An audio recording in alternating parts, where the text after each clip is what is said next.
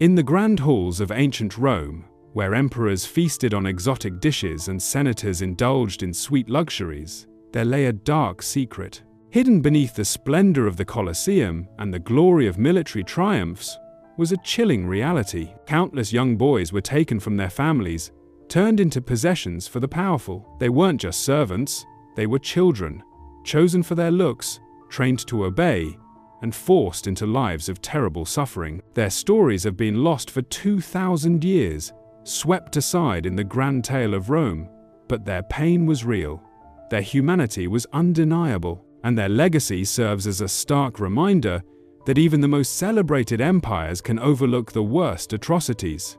Today, we're peeling back the layers of history to look at one of Rome's darkest practices: the systematic enslavement of boys as concubines for emperors, senators, and wealthy elites. This is not just about ancient customs or cultural differences. It's about power without a Sulla life of luxury built on suffering.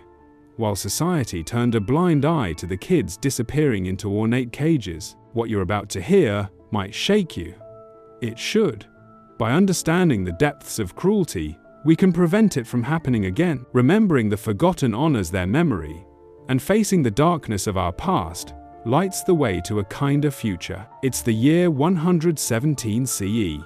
Emperor Hadrian has taken the throne, ruling over an empire that stretches from Britain to Mesopotamia. Rome is at its peak, its army unmatched, its wealth nearly limitless. Yet, in the shadows of the Palatine Hill, and in villas across the empire, a trade in human suffering thrives behind closed doors. Welcome to the secret life of Rome's boy concubines.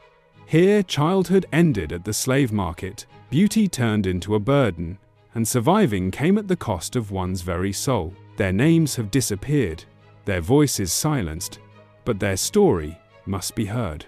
This is that story.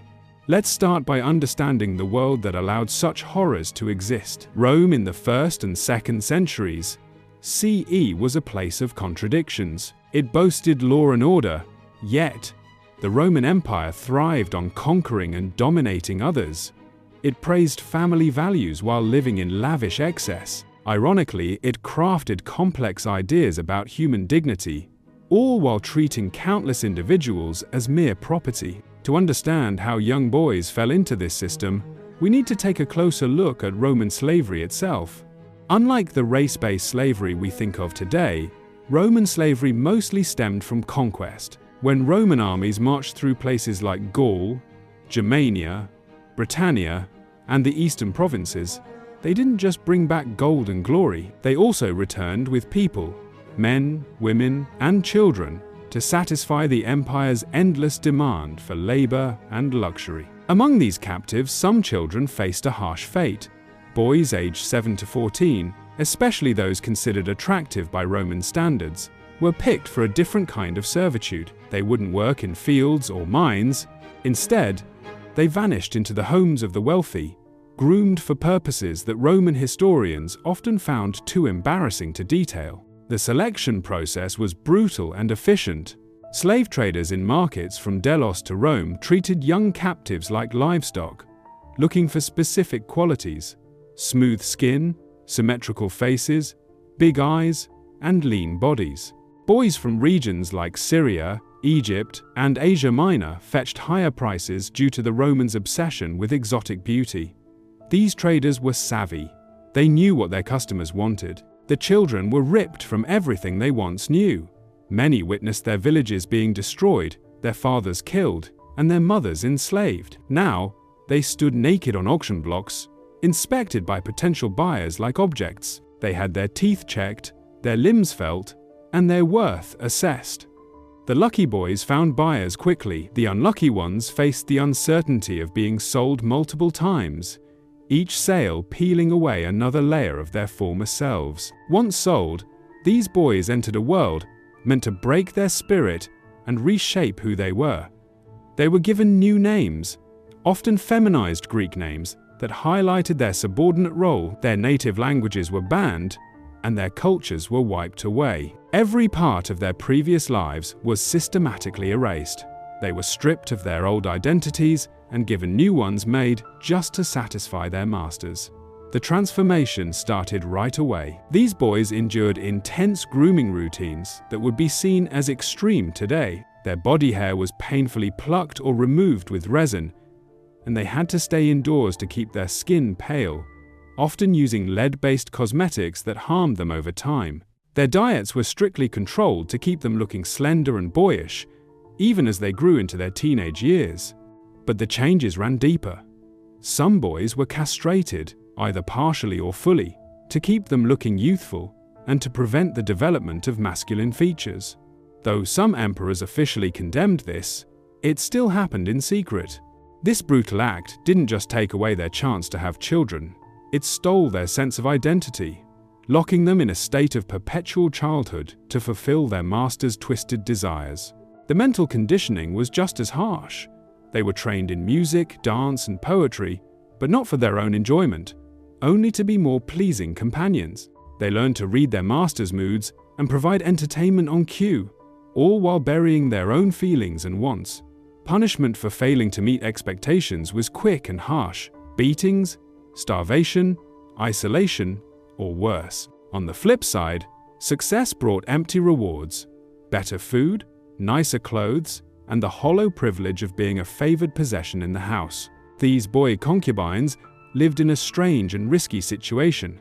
They wore silk, while field slaves wore rags. They enjoyed fine meals, while others barely got by on gruel. Yet, their golden chains were still chains. They couldn't leave. They couldn't say no. They didn't even own their own bodies. They lived in a space that wasn't quite human and wasn't quite object, both cherished and scorned at once. Daily life as a boy concubine was like following a script they couldn't change. They'd rise before dawn to start their grooming routines, spending hours perfecting their appearance, arranging their hair in intricate styles, painting their faces with makeup, and drenching their bodies in expensive perfumes. They wore outfits that highlighted their youth and beauty, short tunics in bright colors often accessorized with jewelry that signaled their worth, and sometimes even golden collars that served as decoration and a mark of ownership. Their days revolved around making their master happy. When he had guests, they gracefully served wine, their movements the result of hard-earned practice. They recited poetry, played the lyre, and danced, all while hungry eyes watched them closely. They needed to be witty, but not too clever, beautiful, but not vain, available, but not eager. Every moment was a careful balancing act. One wrong move could lead to punishment or even death. Nights, however, brought their own horrors. Old records, constrained by the norms of their time, tiptoe around what really happened when the lights were low. But archaeological finds, medical texts, and the rare honest memoir reveal a different story. These boys suffered systematic sexual abuse. They were considered property, and in Roman law, property had no right to deny its owner's desires. The physical and emotional scars from these violations were invisible. No amount of silk or gold could hide them. Emperor Hadrian's bond with Antinous is a well-known example, even if later historians have romanticized it to an extreme. Antinous was a stunning Greek youth, who likely became Hadrian's companion when he was just 13. They traveled together for 7 years, sharing beds and meals, until his mysterious death in the Nile at just 19 or 20. Hadrian's grief was monumental. He named cities after Antinous, commissioned countless statues, and even declared him a god. But we should question, did Antinous have a choice in this relationship? Could a boy in the emperor's household truly consent to such love? The power dynamic was overwhelming. Saying no to the emperor could mean death, while saying yes meant survival at a terrible cost. Antinous' true feelings are lost to history. We see Hadrian's sorrow, but we don't hear from Antinous himself. We have statues that capture his beauty, but his thoughts remain a mystery. Like many boy concubines, he exists in history mainly as a reflection of his master's desires, with his own humanity overshadowed by the powerful. Yet, in some ways, Antinous was luckier than most. His looks and the emperor's affection gave him a level of luxury and protection that others could only dream of. For every Antinous who dined with the emperor in the shadows of the Roman Empire, thousands of nameless boys suffered in the homes of lesser men. We might never know their stories, and their fates went unrecognized. The poet Martial, writing back in the 1st century, gives us a peek into the lives of these forgotten souls. He uses humor to talk about wealthy men who surround themselves with beautiful slave boys. But his words highlight their exploitation, turning a blind eye to the tragedy these boys faced. Children forced to degrade themselves for the amusement of their oppressors. It's a dark reality. Medical texts from that time show the terrible toll of this abuse. Doctors like Celsus and Galen noted treating boys for injuries that could only come from sexual violence. They wrote in clinical terms about damaged bodies. But between the lines, you can sense the human suffering. These were children whose bodies were twisted by the desires of adults, treated like mere curiosities, instead of beings deserving of compassion. Legal documents tell a grim story too. Wills and sales contracts listed boy concubines right next to furniture and livestock. Court cases mention them in passing: a boy who tried to escape and was hunted down, another who met a cruel end at the hands of a jealous master, and yet another discarded when he no longer met the ugly standards of desirability. To Roman law, these were just property disputes, not tales of human tragedy. The practice of keeping boy concubines wasn't confined to the imperial palace or the homes of the super-rich. Across the Roman Empire, any man with enough money could buy a beautiful boy to satisfy his desires. Merchants, landowners, military officers, they all kept these young slaves as symbols of status and objects of lust. It was so common that moralists like Seneca felt the need to speak out against it.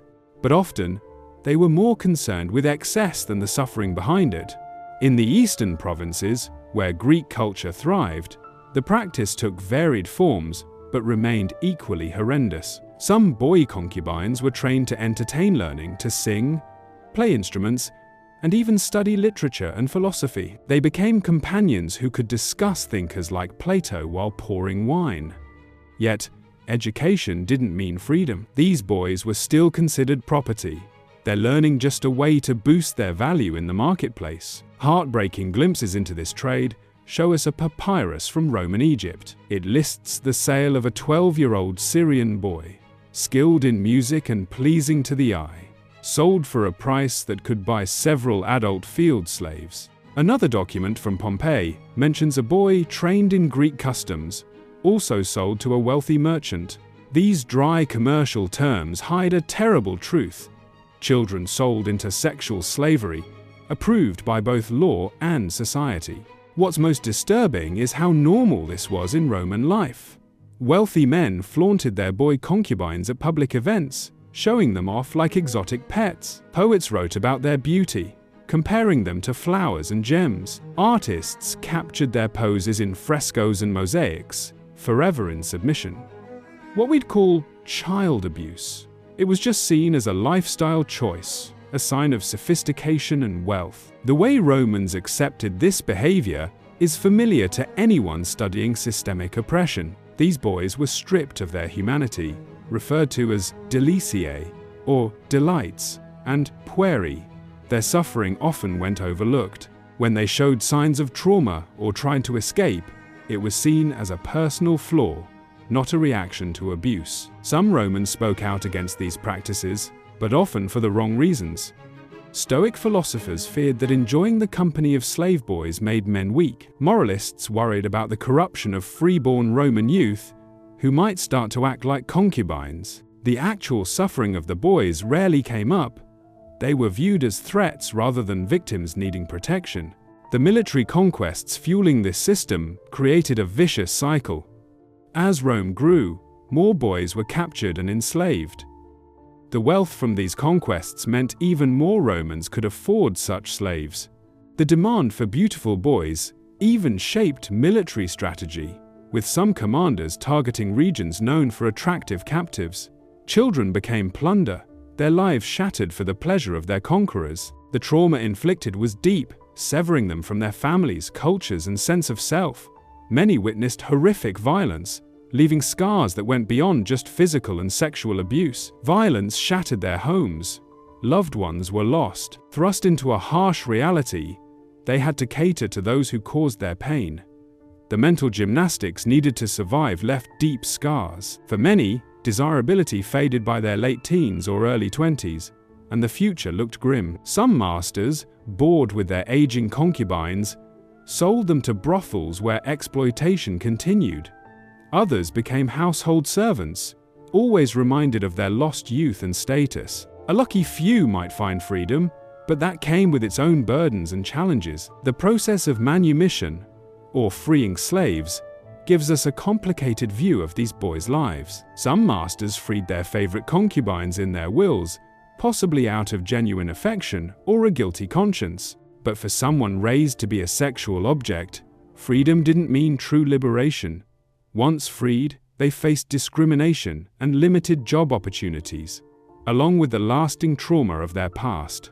Many had only learned skills meant for their master's pleasure. Archaeological findings across the empire bear silent witness to these forgotten lives.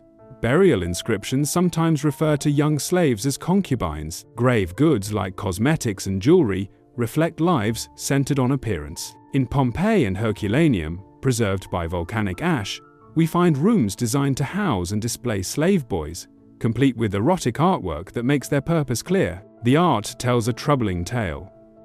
Frescoes show mythological scenes of gods pursuing beautiful youths. Zeus and Ganymede, Apollo and Hyacinthus. These stories twisted abuse into romance and predation into divine acceptance. Boy concubines were often named after these myths, blurring the lines between fiction and reality, gods and men playing God with children's lives. Medical knowledge of that time, though limited, recognized the physical damage inflicted on these boys. Physicians documented injuries, sexually transmitted infections, and issues from castration. They noted the high rates of suicide attempts among young male slaves in wealthy homes. Yet this medical understanding, this didn't lead to any real help. Instead, it brought about better ways to keep valuable property alive and well. The economic side of this system shows a harsh reality. Boy concubines were big investments. Their purchase price, upkeep, training, and grooming all cost money. Some owners even took out insurance on boys they deemed particularly valuable. When we look at these ancient contracts, we need to remember that each detail reflects a human life cut down to dollar signs. A child's worth was only in the pleasure he could deliver. Religious festivals and public events often displayed the concubines of wealthy men. During Saturnalia, the December festival of role reversal, boy concubines could wear their master's clothes and give orders. This brief moment of power only highlighted their usual lack of it. At private dinners, they served guests while facing groping hands and crude remarks. Their humiliation became part of the night's entertainment. We can't ignore how Roman institutions played a role in this abuse. The legal system treated slaves as property. The military kept supplying fresh victims. The economic structure incentivized the trade. Even religious institutions, which could have offered moral guidance, often owned slaves, including young boys, for various uses. The whole foundation of Roman civilization rested, in part, on the suffering of these children. As the empire changed, so did the practice of keeping boy concubines. Under Christian emperors, starting with Constantine, there were attempts to regulate or limit slavery, but these reforms were often limited and frequently ignored. The abuse went on, now hidden behind a facade of Christian morality. Boys were still bought, sold, groomed, and violated. But their suffering was masked by even greater secrecy and hypocrisy. As Christianity spread through the empire, new tensions arose regarding sexuality and slavery. Church leaders condemned pedophilia fiercely, but were mainly concerned about the spiritual health of the offenders rather than the welfare of the victims. Boy concubines who had been sexually abused were often seen as tainted and unworthy of Christian salvation, unless they underwent significant penance, piling more spiritual burdens on top of their existing traumas. By the 4th and 5th centuries CE, as the Western Roman Empire faced decline, the plight of these boys continued. The lives of boy concubines took a grim turn as their fate became even more uncertain. Economic troubles meant many masters couldn't keep large households anymore. Some boys ended up abandoned, left to survive in a world that had no room for them. Others were sold off to new owners in the Eastern Empire, where this practice continued for many years. Even the fall of Rome didn't put an end to their suffering. It just changed its form. Amidst chaos and invasions, it is always the vulnerable who suffer the most. These boy concubines, trained only for pleasure and servitude, had few skills to survive. Many likely didn't make it through the turmoil, while others may have found new kinds of servitude under Germanic masters who took on Roman ways. Their individual stories are lost to us, but we can imagine the fear and uncertainty that filled their lives. So, what can we learn from this dark period in history?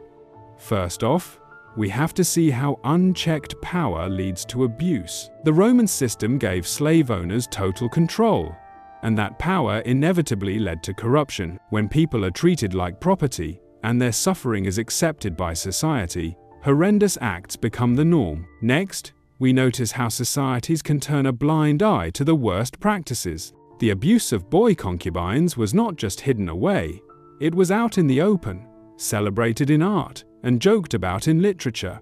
An entire civilization managed to convince itself that exploiting children was not just acceptable, but also sophisticated. This normalization of evil should remind us of our own potential for moral blindness. Lastly, we shouldn't forget the victims. These were real children with names we will never know, dreams we can't bring back, and voices silenced 2,000 years ago. They loved, feared, hoped, and despaired, just like any child. Their humanity was dismissed by those around them, but we can't let that happen again. By remembering them, we give back a bit of the dignity they lost in life. The legacy of Rome's boy concubines lingers through history in various ways. This practice influenced systems in Byzantine, Islamic, and other cultures. The normalization of child exploitation in one powerful society made it easier for others to accept their own wrongdoing. Today, in the shadows of our world, children are still being trafficked, exploited, and treated like objects for adult pleasure. Modern human trafficking and child sexual abuse have roots that go back to practices from ancient Rome. The tactics may have changed, but the core evil hasn't. It's always about the strong preying on the weak, with adults shattering childhoods and treating children like commodities. When we look back at historical horrors, like the Roman concubine system, it helps us see and fight against modern-day versions. We also need to acknowledge that history itself has often minimized these abuses. Most historians, who are mostly male and aligned with the powerful, have either glossed over or romanticized these practices. Take Hadrian and Antinous, for instance. They've often been seen as a love story instead of an abuse of power. The pain of countless nameless boys has been reduced to mere footnotes or ignored altogether. Only recently have scholars started to dive into this history with the moral clarity it desperately needs. Recovering this history is tough, but it's vital. Every piece of evidence, every inscription, legal document, and medical text adds another voice to the chorus of the silenced. We can't erase the suffering of the past, but we must make sure it's not forgotten. We must reject any romanticized or softened view of what happened. Let's call it what it truly was. Systematic child abuse approved by one of the most celebrated civilizations in history. This recovery journey also asks us to look at our own role in similar systems. How many products in our homes are made by child laborers? How many children today lack protection from exploitation? How many voices are silenced by poverty and powerlessness, neglected by those who could help? The Roman elite turned a blind eye to the suffering around them. We need to reflect on the pain we ignore. The tale of Rome's boy concubines isn't just a story from the past. It's a reflection of human nature. It shows how easily civilized people can join in on barbarism when it's profitable and accepted. It highlights how the vulnerable have always paid the price for the pleasures of the powerful, and it serves as a reminder that progress isn't guaranteed. Civilizations can be advanced in many ways yet morally bankrupt at the same time. Still, within this dark history, we find seeds of hope. Some Romans questioned the way things were, recognizing the humanity in slaves. They called for better treatment and even freedom for those in bondage. There were boys who managed to survive, finding ways to hold on to their sense of self despite the abuse. Moments of kindness, defiance, and dignity shone through, even in the grip of a cruel system. Human resilience and compassion can thrive against all odds. As we wrap up this look into one of history's darkest chapters, we must confront our discomfort. The tale of Rome's boy concubines is tough to digest. It shakes our admiration for Roman accomplishments and reveals the suffering hidden behind their grand statues and shiny coins. Every civilization has its victims, and a society's true worth lies not in its monuments, but in how it cares for its weakest members. The boys whose lives we've touched on had no say in their pain. We, however, get to choose how we respond to their story. We can turn our eyes away, just like those in their time did. We can downplay their pain, as many historians have throughout the years, or we can choose to bear witness and carry their story with us, ensuring their suffering wasn't in vain. By remembering them, we pledge to protect the vulnerable among us now. History isn't just about what's happened. It shapes our now and our future. The systematic abuse of children in ancient Rome sent echoes through time, impacting many cultures. Understanding this dark era helps us see and stand up against similar injustices today. While we can't save the boys who suffered in Roman villas, perhaps their story can help save others. Let their silenced voices speak through our memories. Let their lost childhoods remind us how precious childhood really is. Let their pain drive us to protect the innocent. The marble halls of Rome may have crumbled, and its emperors may be long gone, but the lessons from its darkest practices are still strikingly relevant today. In a world where children still face exploitation, where power continues to corrupt, and where humans still see others as property, the story of Rome's boy concubines is not just ancient history, it's a warning, a lament, and a call to action. May we have the courage to listen and act,